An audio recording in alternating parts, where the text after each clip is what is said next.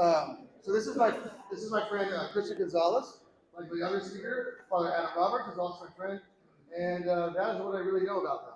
Is that they are two great people that I like, and so that was Father Adam Roberts. This is Father Christian Gonzalez. Not Father No, Christian Gonzalez. That's not right. I mean, I am a father. I am a dad. What I've heard is that Christian is going to give us a very uplifting and hopeful sermon about something called the age of despair. Welcome.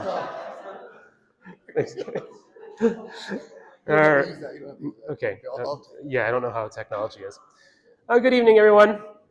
When Kenny, my very good friend Kenny, invited me to just come give a 45-minute talk. He said, hey, will you come give a couple 45-minute talks? I said, sure, as long as it's at 8 o'clock after dinner and everyone's eaten and had a couple glasses of wine and they've been here all day. And then I'd love to, because that way I can say anything and no one will be paying attention, so it's going to be great.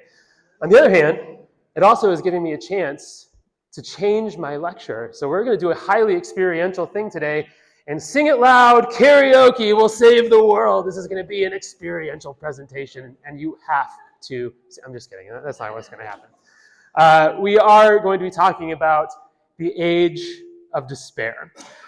And the way that I want to start this is I want to introduce you to Jessica. So Jessica is someone that I met more than 10 years ago when I was speaking at an OCF conference. I was doing my therapist thing and talking about like the true self versus the false self, and how we have all of these like socially constructed masks that we have to wear in order to win approval and all this kind of stuff from the people that we love the most. Isn't that great? And she came up to me and was really resonating apparently with a lot of what I was saying. And she was like, sophomore in college, trying to figure out what she wanted to do with her life. She was a nursing student because her parents told her that that was really what she needed to do. That she needed to go to school and be a nurse because she made a lot of money, like she'd be really successful doing that. And that's always what's really important, of course, right?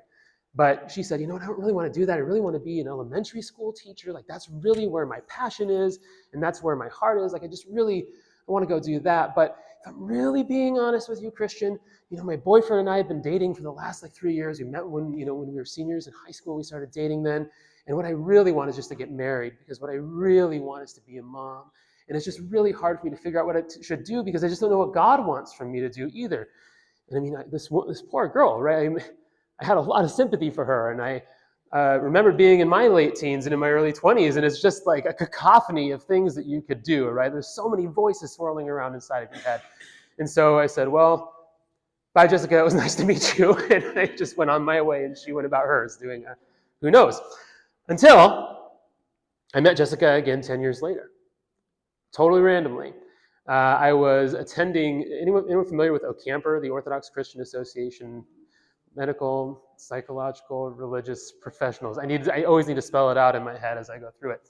But I was there doing a table for my job, OIM, and there across the room I saw Jessica, and she saw me, and she walked over to me, and I was like, Jessica, what's up? How's it going? She's like, well, I ended up going into nursing, and, here's the thing is like, I knew I wouldn't like it, and I don't know what to do. Now I really have this new dream that I want to go be a child therapist, and that's kind of why I'm here, because I want to connect with all of these therapists, but I'm really not sure about what God wants from me, and I'm still not married, and my boyfriend and I broke up, and I'm really depressed about it, and I think maybe we should try to get back together. We dated for a long time, it just wasn't a good thing, and I really don't know what to do, and it's what is God's will for me?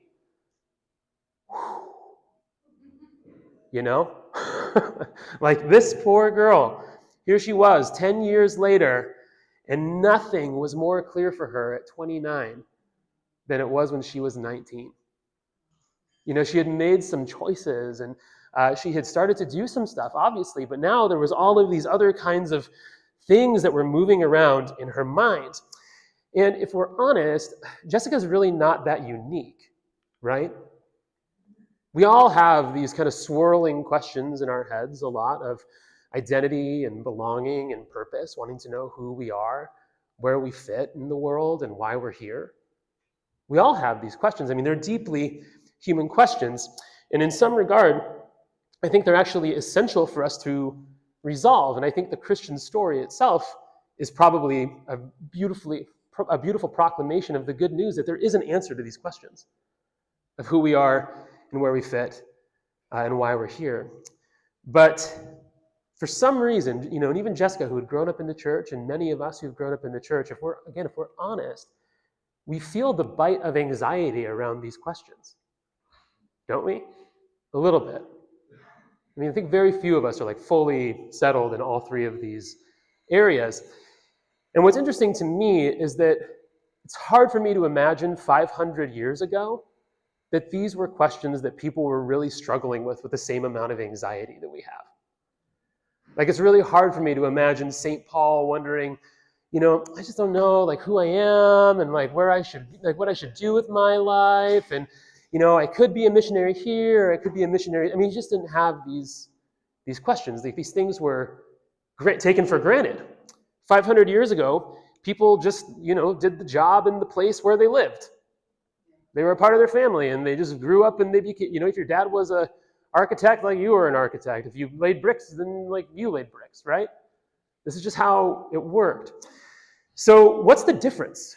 Why is it now? Why in today's world are these questions that cause us so much anxiety lingering in our head? What's the difference between the world of then and the world of now? Why do these questions for us take up so much mental and spiritual real estate? Well, I'm going to show my cards here because I want you to know where this is headed. And I think that the biggest problem that we face is hyper-individualism. I think that this is the greatest social ill that afflicts us at every single level. So, I believe that if we are going to effectively evangelize our world, we need to contend with individualism. And so now that my aim for the rest of our evening is to try to give you a sense of what it feels like for us to live in the world that we have around us. To give it a sense of what's this world that we are trying to evangelize? What's this environment that we're bringing this good news into? Because it feels like that's something we should probably know, right? We should know where we're reaching. So the first thing I want to do is to talk about a man named Charles Taylor who says that we live in what he calls a secular age. And Father Jeffrey was like, are you just going to get up there and read from Charles Taylor's Secular Age? And it's a 900-page book. And I made it through about the first 80 pages, and then I was like, there's got to be a better way to do this. So there is. James K.A. Smith's How Not to Be Secular. Check it out. Very, very good. So Charles Taylor says we live in the secular age. And this is probably nothing new to those of us in this room. But I think that what Taylor really brings to the conversation really well is what we mean when we say the word secular. Because a lot of us have all kinds of ideas about what it means for something to be secular and for there to be secular people. And generally speaking, what we mean when we say secular, we think of institutions, right, or people, and we mean non-religious ones. So we have our courthouses, and this is where secularism wants to come in and remove this Ten Commandment statues from our law houses. Is this making sense so far? It's just you're trying to make it a religious space.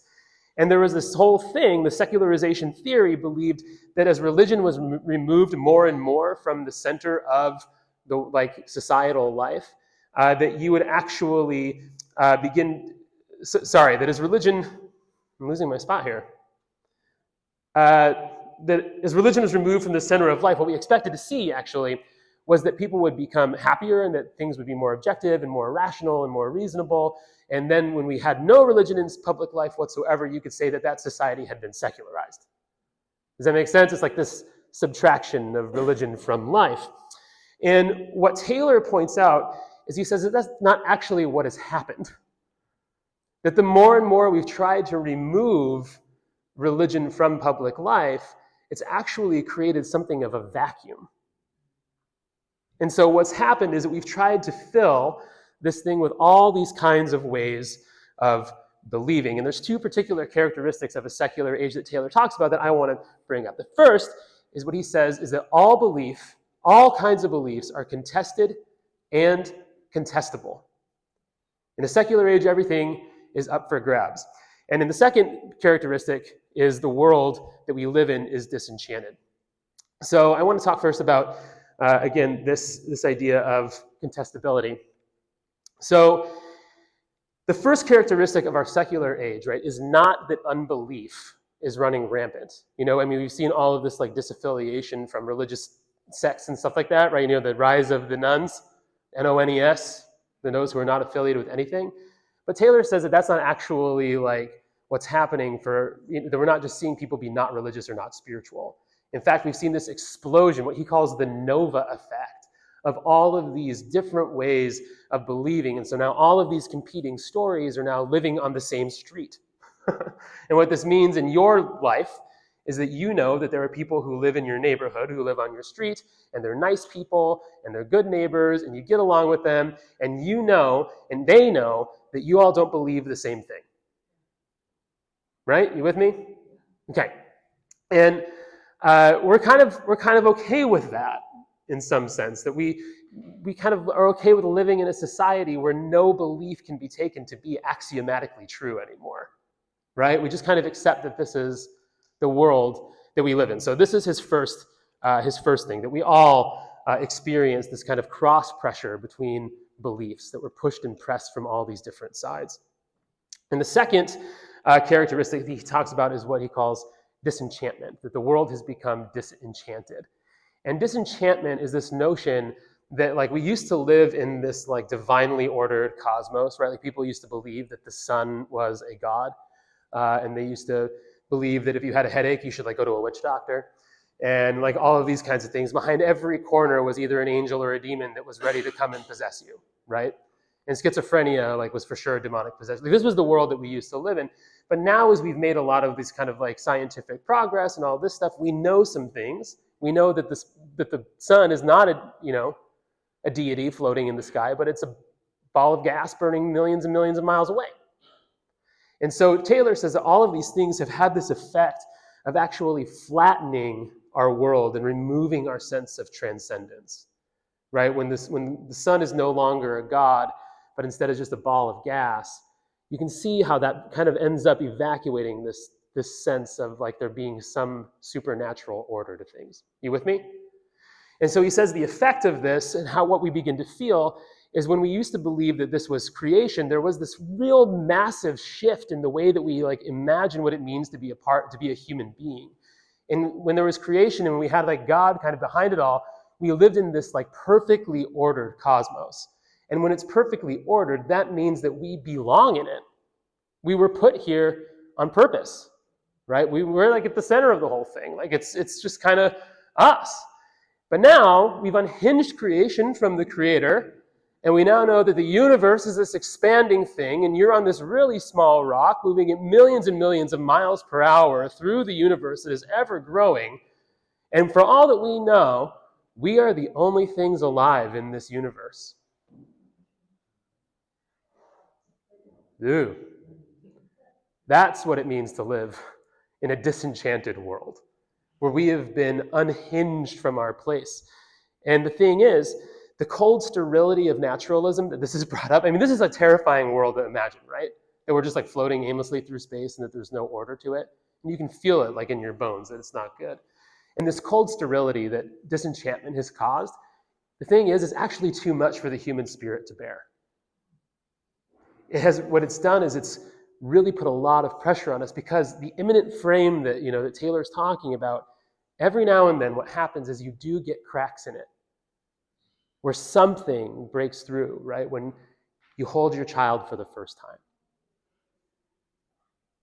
It's a cruel world to imagine that all that you're feeling when you hold that baby is just a bunch of chemicals being released in your brain.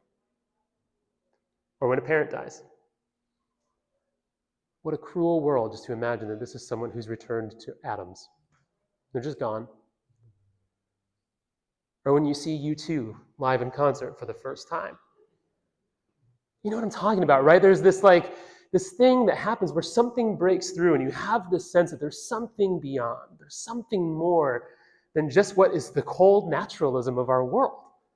You feel it. And so the thing is, though, when you have a society in which all belief is contested and contestable, when you live in a world where things are disenchanted and there is no divine order to anything, guess who's responsible for making meaning of those moments when transcendence breaks through? You are. And this is how we get to individualism, where every single person has been charged with this massive burden that they belong to themselves, that they are their own, and they have to figure out how to live a life of significance, who they are, where they fit, why they're here. And the thing is, nobody else gets to tell you how to do it. Only you can do it. And it's important, and it's actually your duty to become the very best version of yourself amidst that. And that duty and that burden is all on you. This is why Jessica was freaking out for 10 years straight.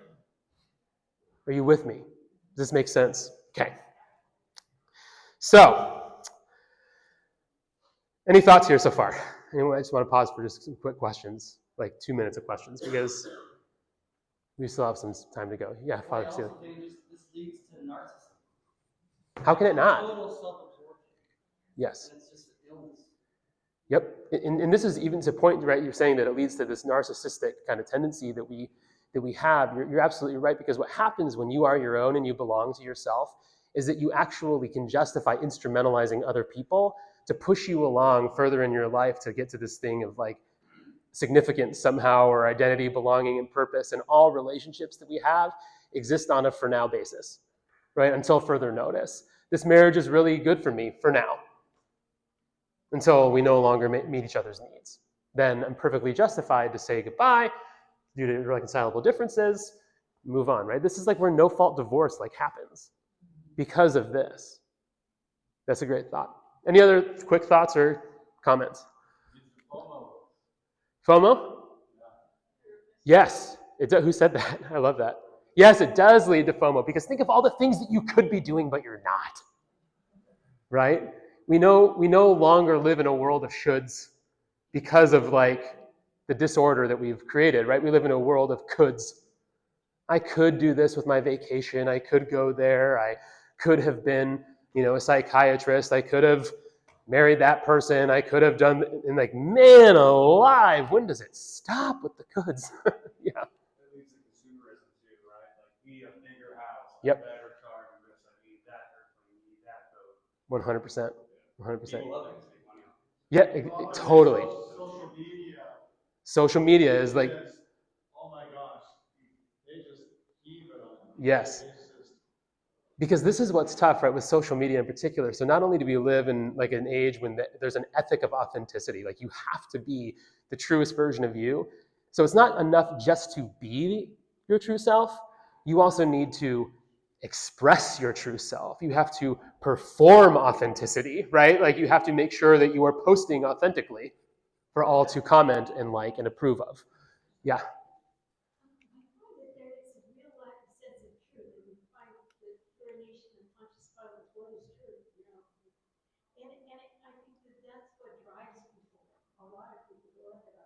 Yeah. Yes, I think that there is something very true to that, right? That we're looking for truth, and I think that, and this is what I'll talk a little bit more about tomorrow. So can we put a pin in that question for now? Because I do think you're right, and classic therapist thing to say, right? I think you're right, and also, yeah. I think with Jessica's story too, it's infusing her theology. Truly. What is God's will for my life, and that personal understanding of her place in God's will.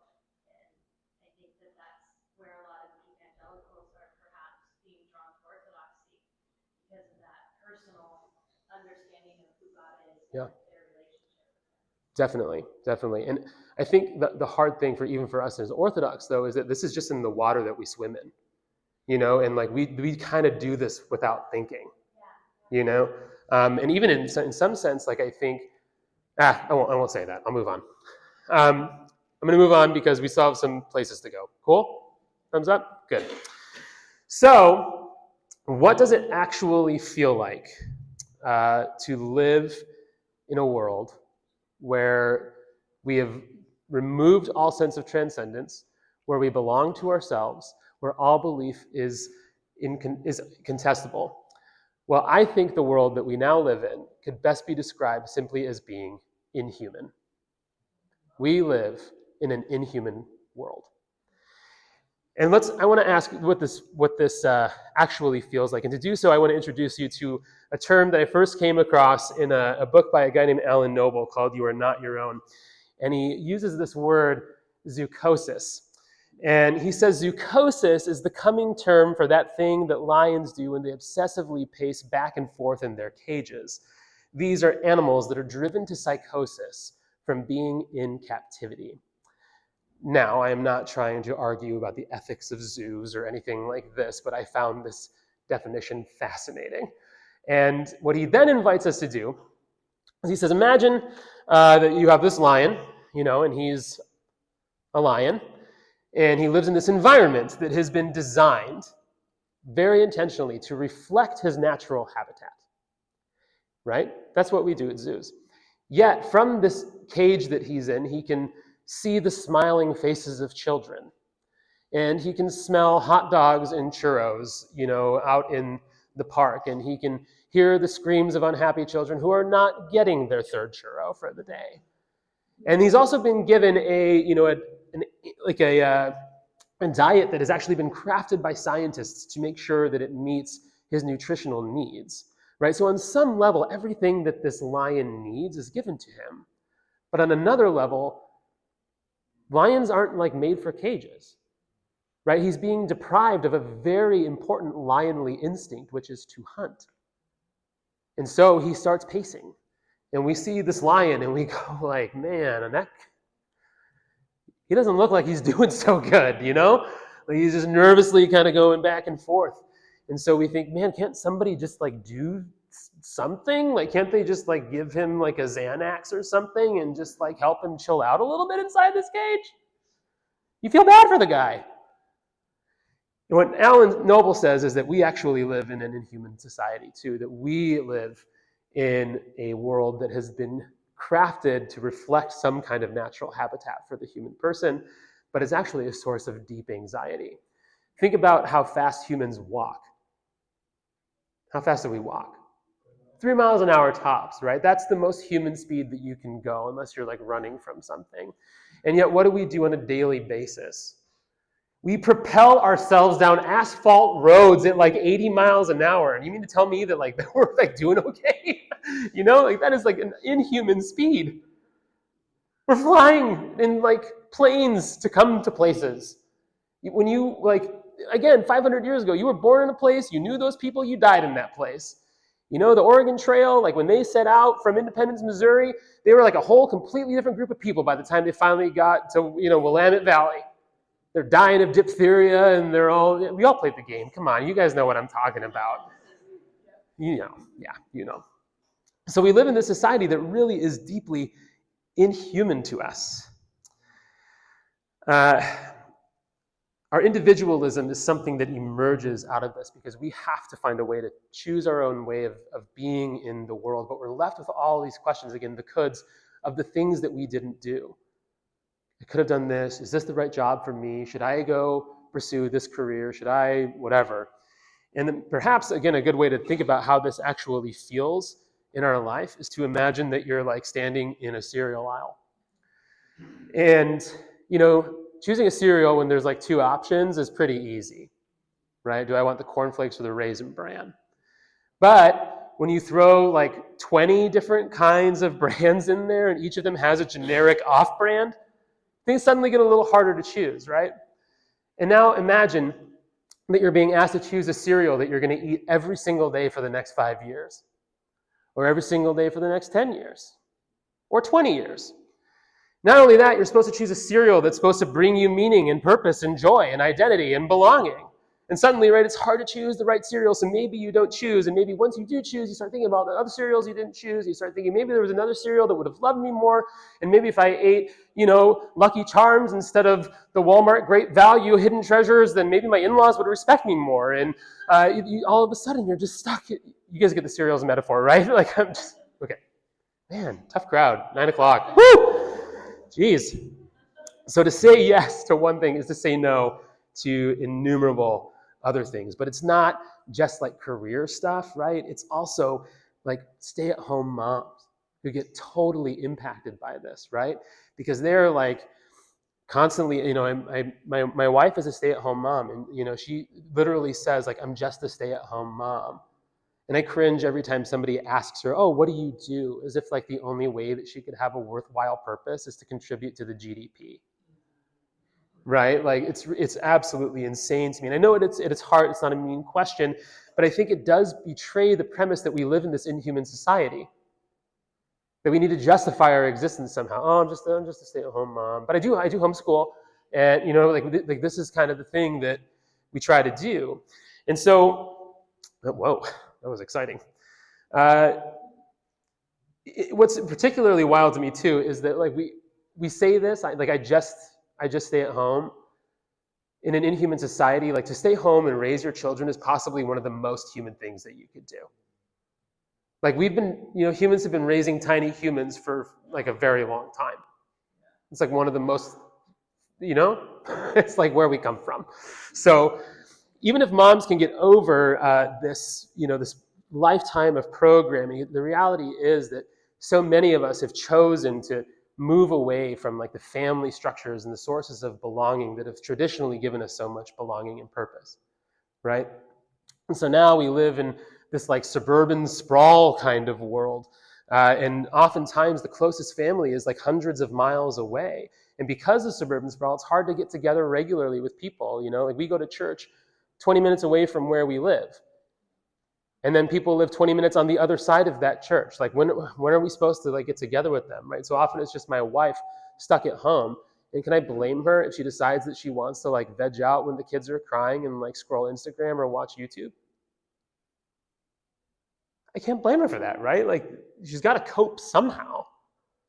It's burden. It's way, way too much. So indeed, we're stuck belonging to ourselves. We're stuck trying to perform these authentic versions of ourselves. And we also desperately need the approval of other people while we do it. We need them to affirm and to like us, to say that they accept our most authentic selves. And if they don't, then like we kind of have to like try again, or maybe we delete the post, or maybe we get really upset and we say that they're being really hurtful to us and that they just don't, approve of who we are, whatever it is, right? Like this is the society that we've lived in. It's enough to drive anybody crazy. You with me so far still? Okay, I know it's late. I know. You guys are awesome. So, like our zoo lion, all of us are anxiously pacing our inhuman world. We're kind of just always looking for what can help us feel at home, or at least feel a little bit better. But I do think that it is deeply inhuman to belong to yourself. It is not what we were made for. It is one of the most inhuman things that we could do to ourselves. It's too much for the self to bear. We were not meant to come up with our own identity, belonging, and purpose. We can't do it. That's the part of being like a contingent being. But, I think because we feel this burden, all of us medicate somehow. Every single one of us in this room, I'm sure, has some way of medicating to help us cope with the anxiety of living in today's inhuman society, whether it's using social media, online shopping, whether it's substances, whether it's through meditation apps, psychotropic medication, spending a lot of time going to therapy, or an inordinate amount of exercise, right? We all have all these ways of coping with living in today's world. And it's been building under the surface for a long time that we're all really, really miserable. And the thing that's making us so miserable is chasing our happiness. We're all going crazy. And even in like 2019, Cigna released a study saying that Gen Z was the loneliest cohort of people ever to exist. 2019. Do y'all remember what happened the next year? So this was a fire that was already burning. Then you pour some COVID on it. What do you get? To become this time of self-reflection and people like looking inward and saying, you know what, maybe I've been really chasing some wrong things. Maybe I've been seeking some self-belonging. Maybe I need to like return to the divine order and really put myself before the Lord. Maybe some of us did that, but for the most part, we just ordered a lot of alcohol or watched a lot of Netflix because the world took away the hamster wheel from us. Right? All the ways that we tried to chase our happiness, it went like, nope. And then all we were left with was our coping. We all ate too many cookies, and we all, we all said some things on social media we probably really regret. Because that was what we were left with. But this was a fire that had started a long, long time ago. Surge in mental health issues, anxiety tripled, depression quadrupled, and this is like across generations. Everybody. And like I said, alcohol sales went up by some estimates by 40%. And that was, of course, in-home alcohol sales, which means that was probably happening because people weren't like going to bars anymore, right? But it's still like not great, not great. Like, oh, I'll just Instacart my Angel's Envy. Also, I think if you're drinking at COVID, you're probably not drinking Angel's Envy. You're probably like pounding whatever else you can. We saw rates of self-harming behavior in teenage girls go through the roof in 2021. For the first time, and I think it was like from April 2020 to April 2021, it was the first time in decades, I think, where 100,000 people killed themselves in that just like that 1 year period. It's just like a crazy amount of things that we've been seeing happen. And on top of that, we were all scared, right? We were all looking around and wondering like which news sources we could trust, and if we liked what somebody that we didn't like had to say. Right? That's usually how we evaluated it, if we're being honest. Like, well, I don't like that guy, so that can't be true. There was nothing that was real. We didn't know if masks worked. We didn't know if like the COVID vaccine could be trusted. We didn't know, if the video of that guy saying that thing was real, if AI had made it. And now we're in 2025, and like you can make yourself look like a superhero for your three daughters. Come on, that's a handsome dude. You see it? It's supposed to be me. AI generated that of me. What's real now, guys? Like nothing is real anymore. This is the world that we live in. Nothing is real. Everything is broken. You will never be happy. Welcome to the age of despair. Right? Like, what is a human to do when we don't know if anything is real anymore? What can we do? All belief is contestable. The world has been disenchanted. And now your little self-building project is a sham. Now this?